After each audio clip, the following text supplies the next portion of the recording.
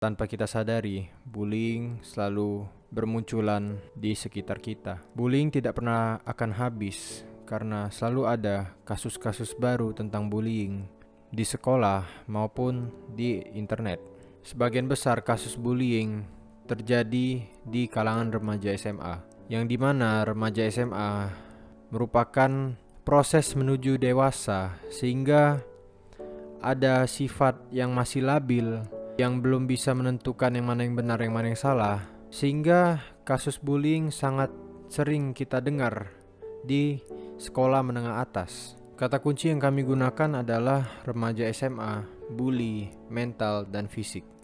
Kami dari kelompok A yang berisikan Aurelia Angelina dari Fakultas Ekonomi, Ida Bagus Yudhistira dari Fakultas Teknik Informasi dan Sains, saya Stephen Lias dari Fakultas Teknik Industri, Yola Rika Berliana dari Fakultas Ekonomi, David Lihan dari Fakultas Teknik Industri, dan Fania Serelia dari Fakultas Ekonomi. Metode penelitian yang kami gunakan adalah metode kuantitatif, yang dimana kita akan memberikan survei terhadap remaja-remaja SMA yang berisikan pertanyaan-pertanyaan tentang bullying yang akan dijawab oleh mereka melalui Google Form. Dampak yang terjadi dapat dirasakan oleh pembuli, korban, dan juga orang yang menyaksikan tindakan bullying. Dampak yang paling dominan biasanya dirasakan oleh korban bully, yaitu kecemasan, depresi, gangguan mental dan fisik, prestasi yang menurun, kesulitan dalam bergaul, serta tingkat percaya diri menjadi menurun. Bullying dikategorikan menjadi 3 jenis, yaitu bullying secara fisik, bullying verbal, dan bullying secara relasi. Bullying secara fisik dapat berupa tamparan, pukulan, dan lain hal yang dapat melukai fisik seseorang. Bullying verbal dilakukan melalui ucapan yang membuat seseorang sakit hati seperti ejekan, hinaan, dan body shaming secara langsung maupun melalui media sosial. Sedangkan bullying relasi biasanya menyebabkan korban tidak dapat bersosialisasi dengan normal. Contohnya mempengaruhi orang lain untuk menjauhi anak yang dibully dan mengasingkan seseorang yang tidak disuka atau dibully. Berikut data yang kami kumpulkan melalui Google Form seputar kasus bullying yang terjadi di kalangan remaja SMA. Pertanyaan pertama, seberapa sering Anda melihat tindak bullying terhadap teman Anda di lingkungan sekolah? Berdasarkan 50 responden yang kami kumpulkan, 54% remaja SMA menjawab jarang melihat tindak bullying terhadap temannya, 28% menjawab sering melihat, 10% menjawab tidak pernah, dan 8% menjawab sangat sering melihat tindak bullying di lingkungan sekolah. Menurut Prasetto, seorang psikolog anak, secara umum bullying adalah tindak kekerasan yang dilakukan seseorang atau lebih yang melibatkan ketidakseimbangan kekuatan, serta berlangsung cukup lama dan berulang. Kalau korban sudah tidak berdaya, akan menyendiri dan mengakibatkan tindakan yang tidak menyenangkan. Di sini kita bisa melihat gambar grafik pelaku bullying menurut KPAI atau Komisi Perlindungan Anak Indonesia. Menurut data dari KPAI, dari gambar yang telah saya tunjukkan ini, pada tahun 2016 sampai 2020, kebanyakan pelaku melakukan tindak bullying yang menyerang fisik seseorang dan cyberbullying melalui sosial media. Ciri-ciri pelaku dapat dikategorikan sebagai berikut. Yang pertama, biasanya berkelompok serta menguasai pergaulan di suatu lingkungan sekolah. Yang kedua, memiliki kasta yang tinggi di lingkungan sekolah. Yang ketiga, memiliki popularitas yang tinggi di lingkungan sekolah. Yang keempat, memiliki gerak-gerik yang khas seperti selalu bergerombol dan berbicara tidak sopan. Pertanyaan kedua, bagaimana reaksi Anda ketika melihat teman Anda mendapat tindakan bullying? Berdasarkan dari 50 responden atau survei yang kami kumpulkan, 60% dari remaja SMA yang melihat temannya mendapat tindak bullying merasa berempati. 34% dari remaja SMA yang melihat temannya mendapat tindak bullying merasa ingin menolong korban. 4% dari remaja SMA yang melihat temannya mendapat tindak bullying merasa acuh. Dan 2% remaja SMA merasa trauma ketika melihat temannya dibully. Korban bullying dapat kita ketahui dengan ciri-ciri menurut Susanto tahun 2010 sebagai berikut. Yang pertama, secara sosial. Korban bullying biasanya memiliki hubungan yang tidak terlalu dekat dengan orang tua atau keluarga mereka. Yang kedua, secara mental. Korban bullying akan memiliki perasaan yang tidak percaya diri dan selalu bertindak takut serta gelisah. Yang ketiga, secara fisik. Pada korban bullying laki-laki, biasanya lebih sering mendapatkan tindak bullying yang berkaitan dengan fisik. Sedangkan pada perempuan, lebih sering terjadi tindak bullying secara verbal yang menyakitkan perasaan serta mental korban. Yang keempat, secara individu. Korban bullying biasanya menginginkan dirinya untuk diterima di lingkungan sosialnya. Akan tetapi, seringkali korban merasa lebih aman sendiri. Yang kelima, secara akademis.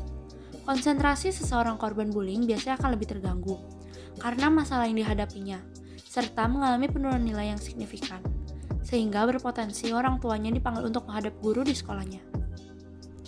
Menurut Journal of Relation, apa sih yang harus kita lakukan ketika kita melihat tindakan bullying di sekitar kita? Yang pertama, catat setiap kejadian secara detail. Kemudian kumpulkan barang bukti seperti foto atau rekaman biar dapat ditindaklanjutkan. Kemudian, mengalihkan perhatian pelaku atau korban untuk menghentikan tindak bullying. Yang keempat, mencari bantuan. Yang kelima, bicara atau curhat kepada orang terdekat Anda. Pertanyaan ketiga adalah apakah Anda pernah menjadi korban bullying? Bullying jenis apa yang pernah Anda alami? Hasil survei kami adalah 50% dari remaja SMA mengalami tindak bullying dalam bentuk verbal, 22% mengalami dalam bentuk relasi, 22% tidak pernah mengalami tindak bullying, 4% mengalami dalam bentuk fisik, dan 2% mengalami dalam bentuk cyberbullying atau melalui sosial media. Gambar ini adalah grafik korban bullying menurut KPAI. Pada tahun 2016 sampai 2020, kebanyakan korban mengalami bullying dalam bentuk kekerasan fisik. Namun pada tahun 2021, kebanyakan korban mengalami tindak bullying secara verbal atau melalui kata-kata. Tidak sedikit orang mengalami tindak bullying dalam bentuk relasi. Ada 4 jenis bullying, yaitu bullying secara verbal, fisik, relasi, dan cyberbullying. Bullying secara verbal merupakan tindak bullying yang dilakukan secara lisan, biasanya sering dilakukan di kalangan remaja SMA. Contoh kata-kata yang sering dilontarkan oleh pelaku tindak bullying seperti cupu, miskin, sok pintar, dan sebagainya. Arti kata fisik menurut KBBI adalah jasmani atau badan, sehingga bullying secara fisik merupakan tindak bullying yang dapat melukai fisik seseorang. Contoh tindak bullying secara fisik di lingkungan remaja SMA adalah memukul, mendorong, menampar, dan sebagainya. Bullying secara relasi dan sosial ini sulit untuk diketahui serta disadari oleh orang-orang sekitar. Contohnya seperti mengecilkan anak seorang koruptor, bahasa tubuh yang kesannya mengejek korban, dan sebagainya.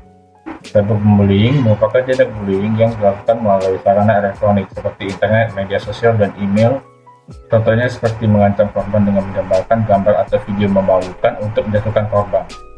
Pertanyaan keempat, jika pernah menjadi korban bullying, dampak apa yang dirasakan oleh Anda setelah menjadi korban bullying?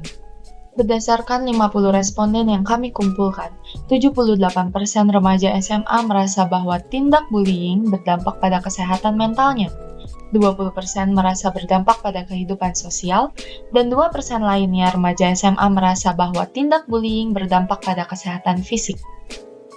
Menurut Dr. Vero Riverona, yang dilansir dari website halodoc.com, dampak bullying yang terjadi pada anak remaja adalah 1.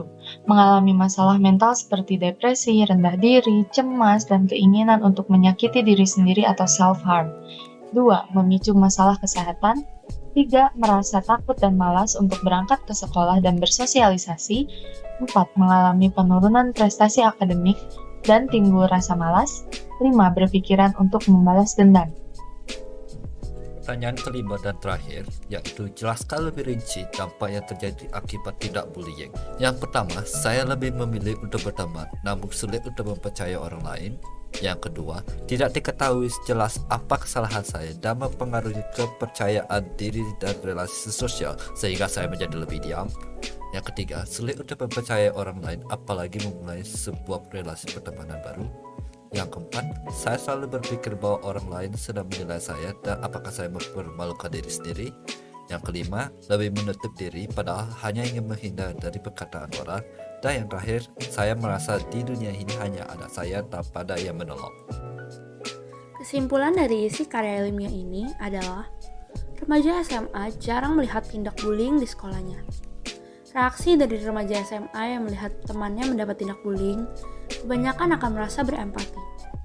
Jenis bullying yang sering terjadi di kalangan remaja SMA adalah bullying dalam bentuk verbal atau melalui kata-kata.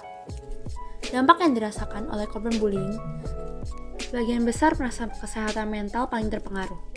Tidak sedikit anak remaja SMA yang menjadi korban merasa lebih memilih pertemanan, sulit percaya kepada orang lain, kepercayaan diri menurun, lebih menutup diri, dan merasa hidup sendiri.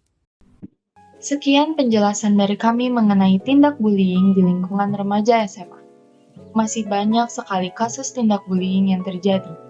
Mari kita cegah serta hentikan tindakan bullying mulai dari diri kita sendiri. Sekian, terima kasih.